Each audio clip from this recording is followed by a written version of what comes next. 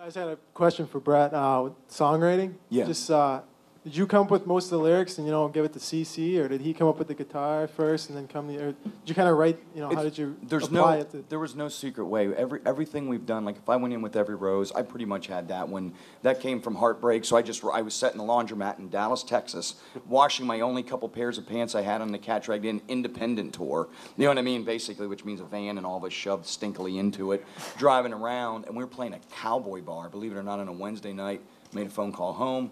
Broke my heart. I wrote the song, and what happens is sometimes you'll come in and CC will have the music. Well, we go in like Unskinny Bop.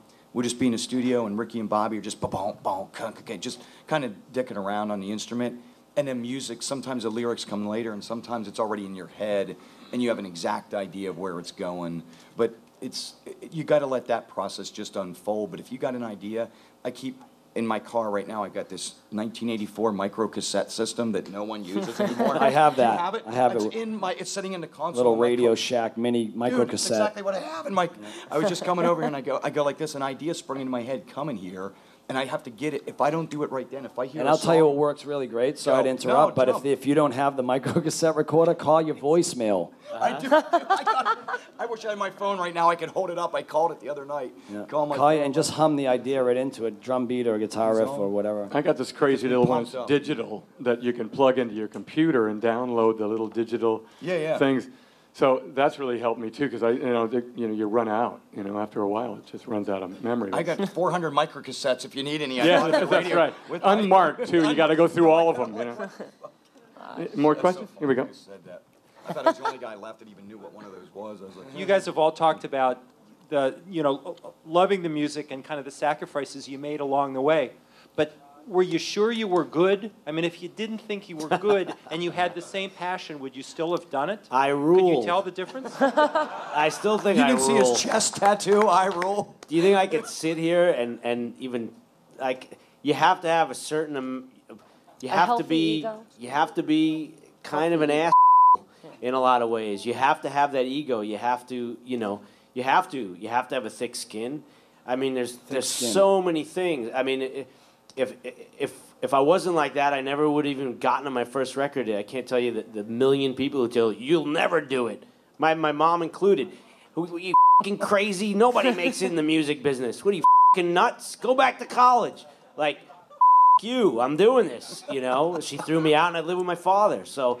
You have to have that attitude that your don't stink and you're better than everybody else. And, you really have to. Otherwise, you are going to second guess and you are going to, like Sully was saying, you are going to start thinking, well, maybe I could have this to fall back on. And you can't have that. It has to be like this. Not in this business. Because once you get started, getting the record deal is just, then you're really in trouble.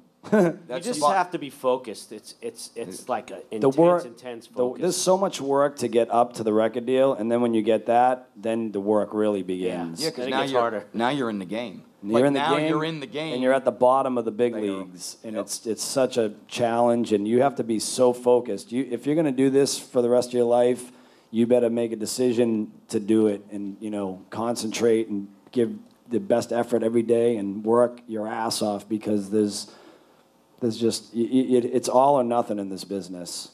You can't do this half-ass. I don't mean to badmouth my mother. No, but doesn't it help, Scott? It took her a couple of years, but she, at some point, I think is actually when we played Madison Square Garden, and she was backstage, and I think that's when she realized, like, okay, I think. Meanwhile, we're about to walk on stage. I mean, it's like the culmination of. The reason I started a band is because I saw Kiss at the Garden in '77, and I knew what I wanted to do with my life, and so here we are playing the Garden, and we're walking like the walk that so many bands have done, and my mom's down the hall yelling, "Scott, I left my jacket in the dressing room." So even like that moment, I was like, oh, God.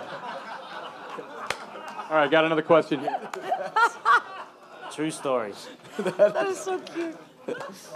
I just want to add to that, the Garden story. I can't beat that one, but I can go right with you. My dad comes to Madison Square Garden, and we're opening up for Rat in '86, '87, and my dad said, it wasn't the dressing room story, but he was like, he's telling me as I'm walking up, and you know the walking, and they tell you if you're 1 second over on your time thing, it's like $12,000 a second, and they're getting done with that. And my dad's looking around.